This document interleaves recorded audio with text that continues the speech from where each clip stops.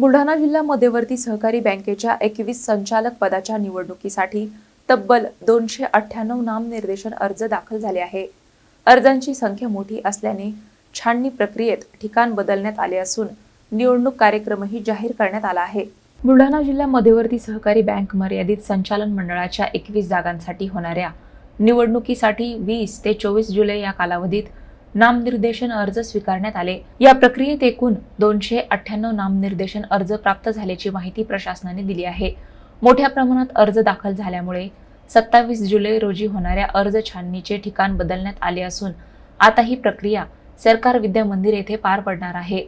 उमेदवारी अर्ज मागे घेण्याची मुदत 28 जुलै ते 11 ऑगस्ट अशी निश्चित करण्यात आली असून 12 ऑगस्ट रोजी अंतिम उमेदवारांची यादी प्रसिद्ध केली जाणार आहे। या निवडणुकीसाठी 23 ऑगस्ट रोजी मतदान होणार असून 24 ऑगस्ट रोजी मतमोजणी केली जाणार आहे। ही माहिती सहाय्यक निवडणूक निर्णय अधिकारी SK गारोळे यांनी दिली। दिनांक 28 जुलै 2026 रोजी विधिग्राह्य नामनिर्देशन पत्राची सूची प्रसिद्ध करण्यात येणार आहे आणि दिनांक 28 जुलै 2026 ते दिनांक 11 ऑगस्ट 2026 पर्यंत सदरची नामनिर्देशन पत्रे मागे घेता येतील।